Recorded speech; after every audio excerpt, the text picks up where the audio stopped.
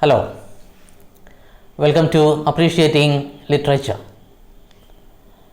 Today we have the continuation of the short story, The Gift of the Magi, the last part. In the first part, we had seen how this lady Della was planning to buy a beautiful gift, a very memorable gift for her husband, and she found it very hard under the circumstances because of her poverty or lack of funds. She had been collecting a lot of money, but at the end she was not able to meet the target.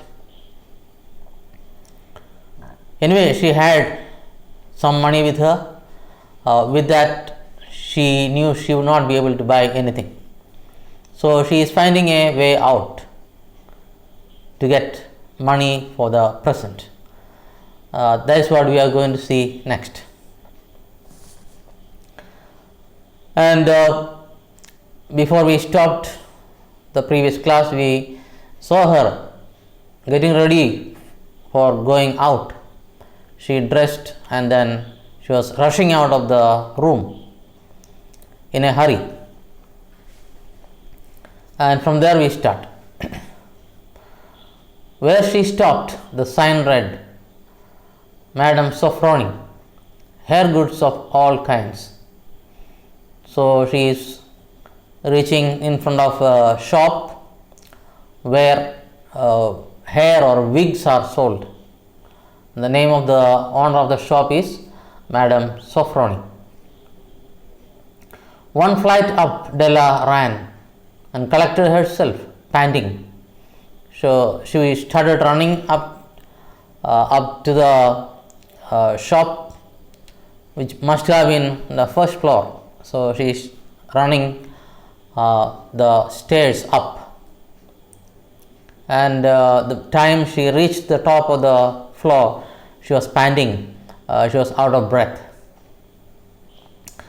Madam, large, too white, chilly, hardly looked the Sofroni.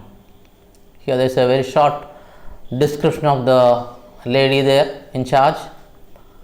She was very fatty, bulky, very white, maybe whiter than the people over there. Chilly, here chilly means not very polite, rather harsh. Hardly looked the Sofroni. That means she didn't look like her name suggested. Maybe our names will have certain meanings. For example, the name of a famous comedian, Innocent. Now we can say that yes, he doesn't look so innocent. In the same meaning it is used here. She did not look like Sofroni.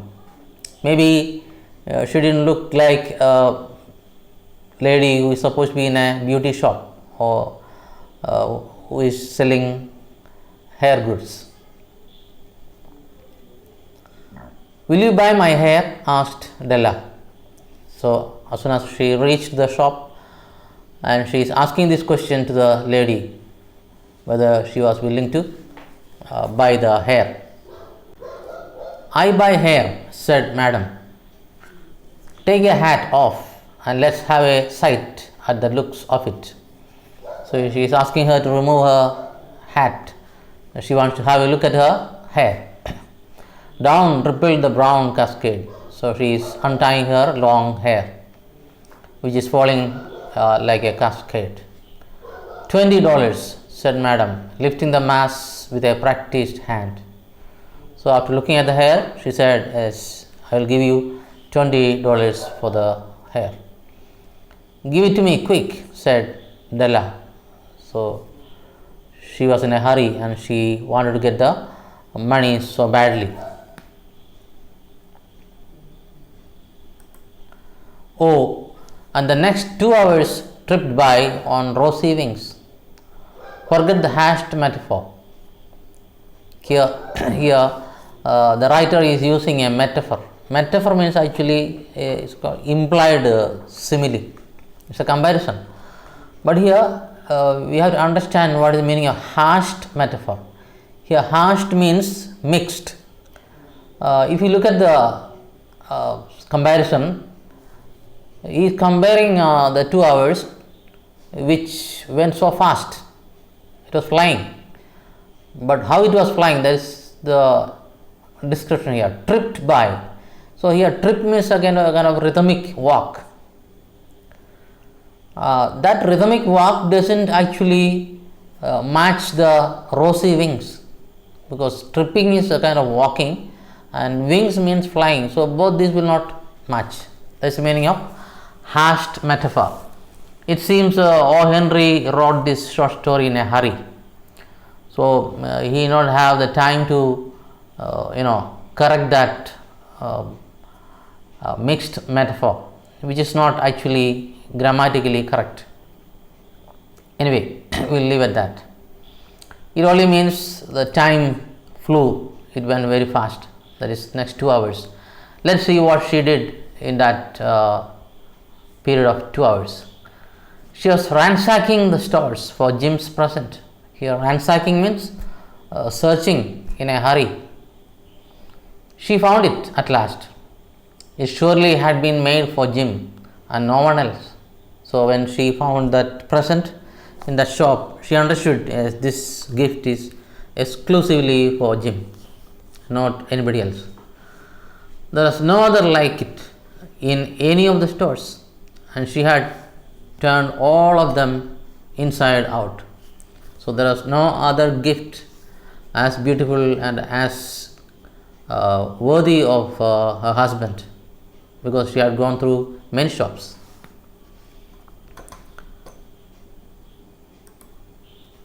It was a platinum fob chain, simple and chaste in design, properly proclaiming its value by substance alone and not by meretricious ornamentation, as all good things should do.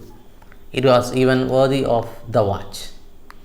So here is a description of that gift she is going to buy. Fob chain means in olden days you find there was no wristwatch. If you look at the picture there, you can get some idea of the type of watches at that time. So this has a rather big watch without any strap. It's supposed to be hanging on a chain.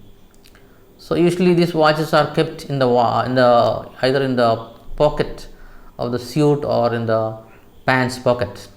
So whenever you want to look at the time, you pull it out of your pocket. That's why this chain is used for that, for pulling it out. So it's almost like a kind of keychain that we hang from inside the pocket. So that is a chain mentioned here. It is made of platinum, it's very costly. It was very beautiful. Chaste means pure in design, properly proclaiming its value. That means by looking at itself, we know it is very, very valuable. By substance, that means it had a real substance, and not by meretricious ornamentation. Actually here meretricious means like imitation gold.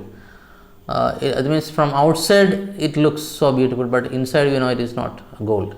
So it is not that kind of a fake ornament. That is the meaning of not by meretricious ornamentation. It was pure, as all good things should do. So all good things will appear to be good. That's what he means. It was even worthy of the watch. Here the watch means the watch of her husband, because she is buying it for him. As soon as she saw it, she knew that it must be Jim's. So somehow he understood that gift is there only for him, not for anybody else. It was like him, quietness and value.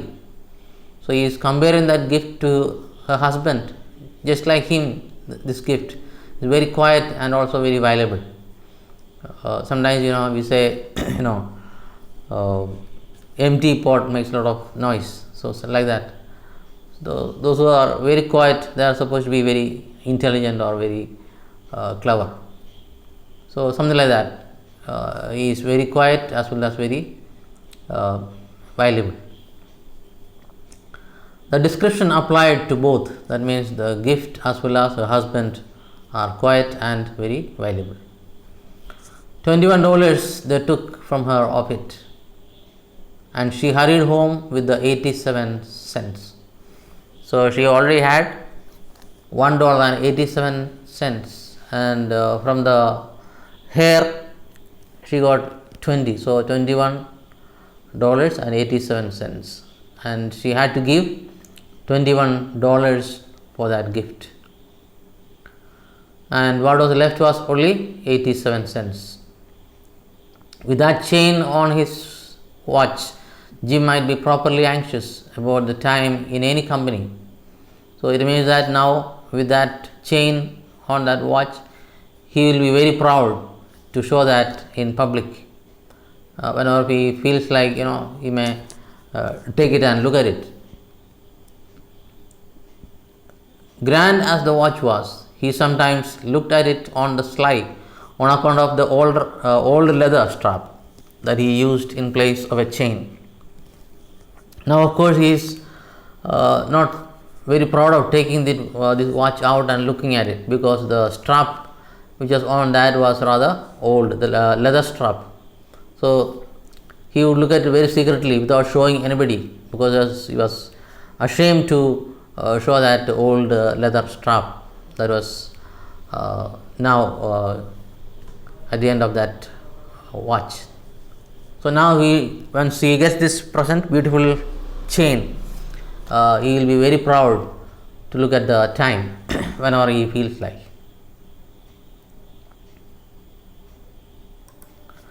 When Della reached home, her intoxication gave way a little to prudence and reason. So now here intoxication means actually she had forgotten herself in that that spirit of buying gift. She had forgotten herself. She was in a kind of a different world altogether. That's the meaning of when she reached home, she became more or less normal. So became prudent and rational. Prudent means reasonable, rational, able to judge things properly. She got out her curling irons and lighted the gas and went to work repairing the ravages made by generosity added to love. Now, once she is back home, she realized that she had lost her hair, and what was left was short hair. So she took out the curling irons that is used for curling the hair. So now she is curling the hair, which was rather straight now after cutting it. So she is trying to make herself as beautiful as possible without the long hair on her now. So here the damage is, or the ravages means the damages done to her hair. That is because of her generosity and added to love. So both of these two qualities had made her lose her hair. Generosity means she wanted to give her a beautiful gift. It was out of love. It is always a tremendous task, dear friends, a mammoth task. So making this kind of sacrifice and being generous out of love, it is not something easy. That's what the author is telling. It's a mammoth task. Mammoth means very immense, very huge task. You can't do that very easily. Within 40 minutes, her head was covered with the tiny, close-lying curls that made her look wonderfully like a truant schoolboy.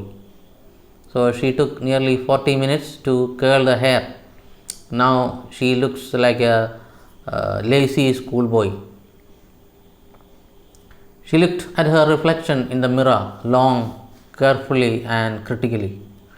So it's the first time she is seeing herself in the mirror like that, without hair. If Jim doesn't kill me, she said to herself, before he takes a second look at me, he will say, I look like a Coney Island chorus girl. So now she is thinking about her husband when he reaches home, how he would react to her, looks, appearance now. So maybe he may tell that she looks like a Coney Island chorus girl. Here, Coney Island is actually there was a amusement park, and there will be some girls who are singing and dancing. So that's the meaning of Coney Island chorus girl. Girls is there to entertain the people there in that amusement park. But what could I do? Oh, what could I do with $1.87? So she is trying to justify her action because she had no other way to get money. That's why she did it. At 7 o'clock, the coffee was made and the frying pan was on the back of the stove, hot and ready to cook the chops. So now she is getting ready to receive her husband, who will be back after work. So the pan was hot enough and she already made coffee, and here next when he comes, he has to get the meals ready. That's the meaning of cook the chop. Chops means piece of meat. Jim was never late. Della doubled the fob chain in her hand and sat on the corner of the table near the door that he always entered. So she knew that her husband is always very punctual. He will not be late. So she folded that chain inside her hand, and now she is waiting for her husband to arrive. Then she heard his step on the stair away down on the first flight, and she turned white for just a moment. And then suddenly she hears the footsteps of her husband started climbing the staircase, and suddenly she became white or pale, maybe out of a kind of maybe fear, or she doesn't know what is going to happen when he reaches. She had a habit of saying a little silent prayer about the simplest everyday things. So she had a habit of praying every time whenever she does something, even simple things.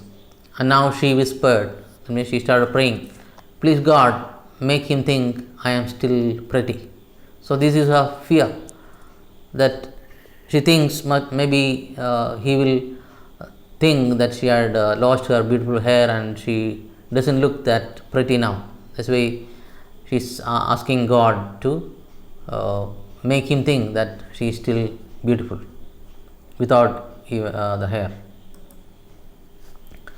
The door opened and Jim stepped in and closed it. He is entering the room and closed the door behind him.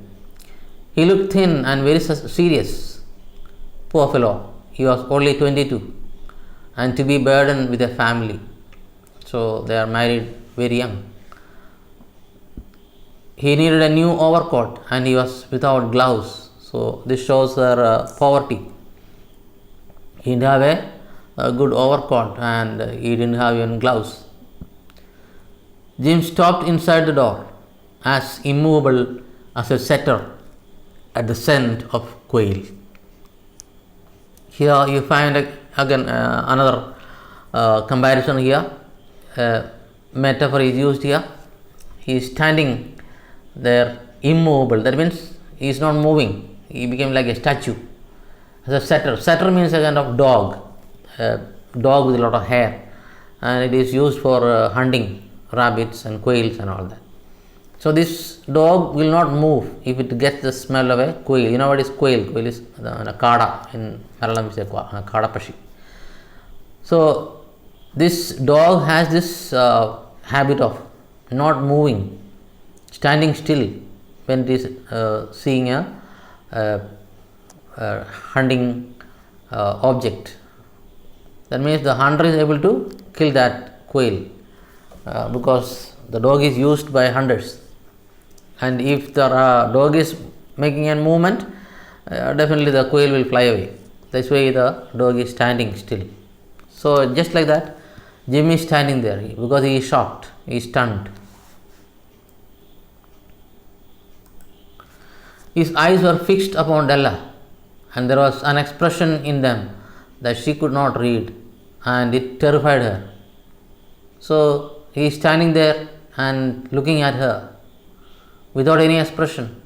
Oh, the expression on his face could not be understood by her. She did not know what is actually the expression on his face. It was not anger, nor surprise, nor disapproval, nor horror, nor any of the sentiments that she had been prepared for. So she thought maybe when he sees her, he is going to be angry, or maybe he is surprised, or he will disapprove of that, he will disagree or oppose, or he may get scared, horror.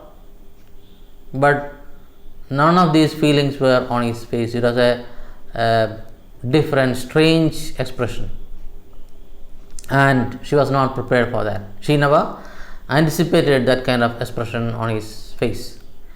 He simply stared at her fixedly with that peculiar expression on his face. So he was standing there and staring at her without talking, without any movement, and with that strange expression on his face which she could not read. Della wriggled off the table and went for him. Wriggled off means suddenly she got up from the table, where she was sitting, not on the table, by the table, and she ran towards him. Jim, darling, she cried, don't look at me that way. I had my hair cut off and sold because I could not have lived through Christmas without giving you a present. So here she is trying to explain her position, that she had no other way to give him a present for Christmas. It will grow out again. You won't mind, will you? I just had to do it. So she is telling that her hair will grow back very fast. So don't worry about my lost hair, because I had no other way. My hair grows awfully fast. Say Merry Christmas, Jim, and let's be happy. So she is trying to cover her fears and suspicion, because she doesn't know what he is going to do. So she is trying to justify her and trying to comfort him. You don't know what a beautiful, nice gift I have got for you. So don't worry. Even though I lost my hair, doesn't worry. It doesn't matter. I have got a beautiful gift for you. You have cut off your hair? Asked Jim laboriously, as if he had not arrived at that patent fact yet, even after the hardest mental labor. So he is asking this question. You have cut off your hair? With a lot of difficulty. Laboriously means with a lot of difficulty, as if he had not really understood the clear fact, because from the first look itself he understood that she had lost her hair, but he is not able to accept that fact. He finds it very difficult. That's why he is asking that question again. Here patent means the obvious, what is very clear. Hardest mental labor, that means he is struggling hard mentally to accept this situation which he had not anticipated. Cut it off and sold it, said Della. Don't you like me just as well anyhow? Yes, I did it. I cut it off. Don't you like me even without my hair? I am me without my hair, and I. So does it make any difference whether I have long hair or short hair? Jim looked about the room curiously. Still, he is not reacting. He is still looking around the room. You say your hair is gone? He said with an air almost of idiocy. Idiocy means stupidity. So he is asking like an idiot. You say your hair is gone? As if he could not understand that. You need not look for it. said Della. It is not anywhere in this room. It is sold, I tell you, sold and gone too. Yes, it will not come back. I sold it. It is Christmas Eve, boy. Be good to me, for it went for you. So don't worry, what is gone is gone. I did it for you. Maybe the hairs of my head were numbered. Here, when she says that, when you tell some people or somebody your days are numbered, what does that mean? It means you are going to die fast. So that's the meaning here. My hairs were numbered. That means it would go soon. That is fate. That's what she is telling. She went on with sudden serious sweetness. So here she is trying to make her husband, cool, bring him to normalcy. But nobody could ever count my love for you. Yes, my love for you is not countable. Shall I put the chops on, Jim? Shall I make the meals ready for you? Out of his trance, Jim seemed quickly to awake. So he is still in a kind of shock. So trance means actually almost like nirvana. You reach a kind of abnormal stage, perfect happiness. Here it is not happiness anyway. He is because of her shock, he is in another world, third world maybe. So suddenly he is becoming almost normal. He enfolded his Della. Here enfolded means embraced. For 10 seconds let us regard with discreet scrutiny some inconsequential object in the other direction. So while they are embracing, let us have a look at the things in the room. Inconsequential means not very important, unimportant. $8 a week or $1 million a year, what is the difference? So here the author is trying to focus on the insignificance of wealth or money. Whether you are having $8 or a week or $1 million a year, does it make any difference? That's what he is asking. A mathematician or a wit would give you the wrong answer. That means a mathematician or a clever man will give you the wrong answer, because they will always say $1 million a year is much more than $8 a week. That will be the clear answer. But they are wrong according to the author. The Magi brought valuable gifts, but that was not among them. So the Magi brought very valuable gifts, but they were not able to bring the right gift. That's what the author is telling. This dark assertion will be illuminated later. That means the author will clarify this point later. That's the meaning. You see towards the end of the story this explanation for that. Jim drew a package from his overcoat pocket and threw it upon the table. So now we are going to see something from the part of Jim. He also had brought some parcel or package. He is taking it and throwing it on the table. Don't make any mistake, Dell, he said, about me. I don't think there is anything in the way of a haircut or a shave or a shampoo that could make me like my girl any less. So here he is trying to clarify his position. He is telling that don't think that a haircut or a shampoo or a shave, anything is going to change my love for you. I will love you all the same, whether you have hair or not. But if you will unwrap that package, you may see why you had me going a while at first. Here there is a kind of usage in here. Had me going a while. Here it means you really fooled me for some time. You took me for a ride, that's the meaning. Now, why I stood there with that strange expression on my face, you will understand that when you open that package that I have brought. White fingers and nimble tore at the string and paper. Nimble means very active. White means, the color. That means Della with her white fingers and very active fingers, she is tearing that package open. And then an ecstatic scream of joy, and then she was crying because of happiness, the ecstatic scream of joy. And then, alas, again her mood is changing. A quick feminine change to hysterical tears and wails. Suddenly she is bursting into tears. First it was happiness, then now she becomes very sad. He is almost becoming hysterical, out of control, and wailing loud cries. So necessitating the immediate employment of all the comforting powers of the lord of the flat.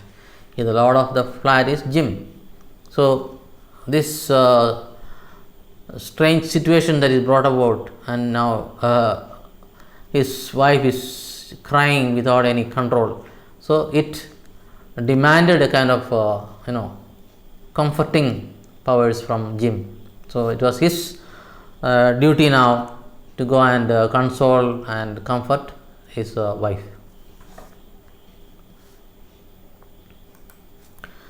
For there lay the combs, the set of combs, side and back, that Della had worshipped long in a Broadway window. So this is a gift that Jim had brought for her, for his wife Della, a set of combs, which is actually a kind of decoration on the hair, a set of combs. And this she had seen in some shop while window shopping, and she actually wanted to have that because it was so beautiful. Beautiful combs, pure tortoise shell with jeweled rims, just the shade to wear in the beautiful vanished hair.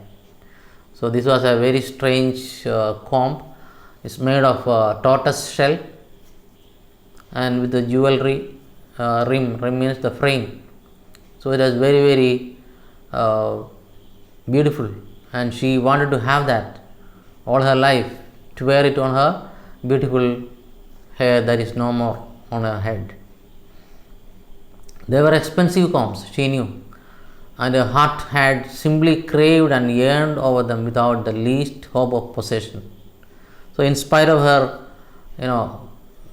wanting that very badly, she knew she would not be able to have that because they have not enough money to buy that.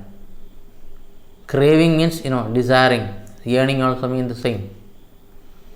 And now they were hers, but the tresses that should have adorned the coveted ornaments were gone.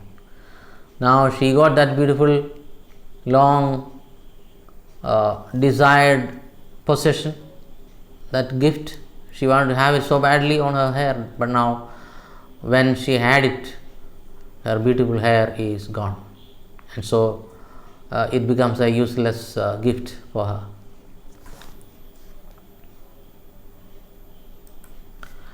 But she hugged them to her bosom, and at length she was able to look up with dim eyes and a smile and say, "My hair grows so fast, Jim." So still she is keeping that gift close to her bosom or chest, and then with the dim eyes she is looking at him and smiling and telling, "Don't worry, my hair will grow back very fast, and then I can use this comb." And then Della leaped up like a little singed cat and cried, "Oh, oh." Singed means burned, as if a burned cat is jumping up. Jim had not yet seen his beautiful present. So actually she had not given the gift that she bought to Jim. Now this is a turn for her to surprise him. So she held it out to him eagerly upon her open arm. So the chain for the watch that she bought, she is now giving it him. The dull precious metal seemed to flash with a reflection of a bright and ardent spirit. So that chain with the platinum material that was dull rather, but it is actually reflecting her face on that, and so it looks very bright.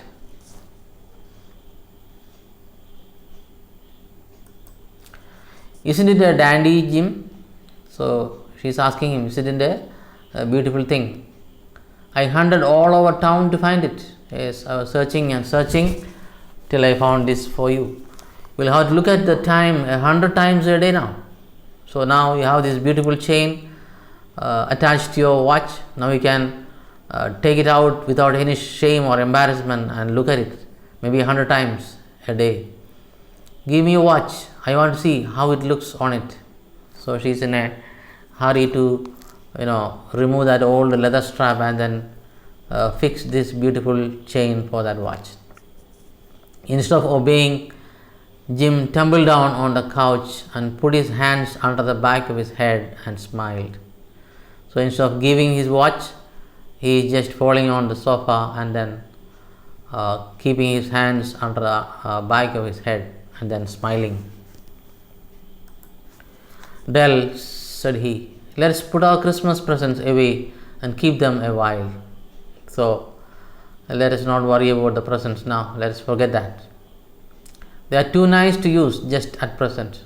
So both the presents that we bought can't be used now. So let us forget them. They are too nice to use just at present. So they are too beautiful for the time being. I sold the watch to get the money to buy your combs. So now he is revealing that secret. Actually, I sold that beautiful watch, that precious watch, which I inherited from my father and father from the grandfather. Now that is gone because he also did not have enough money to buy a present for her. So he has sold that watch. And now suppose you put the chops on. Yes, now get the meals ready. Let us forget all these things. The Magi, as you know, were wise men, wonderfully wise men, who brought gifts to the babe in the manger. So now the conclusion of the story. The author is telling that the Magi were very wise people who brought beautiful gifts to the babe Jesus, infant Jesus. They invented the art of giving Christmas presents. So it is in memory of this Magi that today the Christians and even non-Christians exchange gifts during Christmas. Being wise, their gifts were no doubt wise ones, possibly bearing the privilege of exchange in case of duplication. So the author is telling that their gifts they brought were maybe good for exchange in case we had the same gift with us. So that could have been possible there with the gifts brought by this Magi. But here we know that is not possible. And here I have lamely related to you the uneventful chronicle of two foolish children in a flat who most unwisely sacrificed for each other the greatest treasures of their house. So here the author is telling that I have narrated the story very lamely. Lamely means in an unsatisfactory manner. Now this is another indication to the fact that O. Henry had written this short story in a hurry. That means he did not have enough time. So here he is admitting his mistake almost. So he is using lamely related. That means he did not have enough time to maybe to edit and make this story better. Uneventful means not very important. Chronicle means a story, or actually the facts, real fact that happened to foolish children. Here he is referring to this husband and wife as children in a flat who most unwisely sacrificed for each other the greatest treasures of their house. So out of love they are planning to give gifts, and then they were able to sacrifice the most valuable thing in their life. And For Della, it was her hair, and for Jim, it was his beautiful, very valuable watch. But in a last word to the wise of these days, let it be said that of all who give gifts, these two were the wisest. So, first he is telling they were foolish, but now he is telling that they are the wisest people. Let's see why he is telling that. Of all who give and receives gifts, such as they are wisest. So, he is telling those who give and receive gifts are really wise. Everywhere they are wisest. They are the Magi. So, he is telling both Della and Jim, they both are the wisest people for the time being, because they have sacrificed the most valuable thing in their life. That's why he is telling they are the wisest. To other people, they may look very foolish. This story is really a beautiful love story with a precious and important message. It ends with the storyteller comparing both gifts to the gifts of the Magi. Magi were the three wise men who are said to have brought the first Christmas gift to the baby Jesus. Anyone can make a conclusion about their foolish characters because they gave up their most valuable possessions and were left with completely useless items. Here, we are not looking at the gift as such, but at the attitude and the sacrifice behind that gift, and that is what makes it really worthy of them. Though apparently both of them look very stupid and foolish, but actually they are the real or the wise people who have made the best gifts possible to each other, because they sacrificed everything that they had. That's why the gifts are very precious. Whether they are able to use it or not, that is secondary. But the love and sacrifice behind that gift, that is what makes it beautiful, makes it more valuable. So, the value of a gift does not depend on the money that is spent, but upon the sacrifice that you make. That means when you give something to somebody, you should give the best. That means you should feel that pain. Suppose I have 100 pen, and if I give one pen to another person, it doesn't make any difference. But if I have got only one pen, and that pen if I am giving to somebody, that is really valuable. So, gifts are not something that we give out of plenty. Real gifts are given out of pain with a lot of sacrifice. So, that is what makes this story beautiful, because the gifts were made out of love, given out of love, and the word sacrifice, that is what makes it all the more beautiful. So, they had to sacrifice their most precious belongings in order to get these gifts. Thus, they showed that the love was far more valuable to them than any such things. Therefore, we should make the right impression about them, as their gifts are displaying powerful themes of love, sacrifice, and hence the concept of true value and worth. So, that is what exactly I explained now. So, the value of a gift is depending on the sacrifice and love that we make, not upon the money that we spent. So, with that, we come to the end of this beautiful story.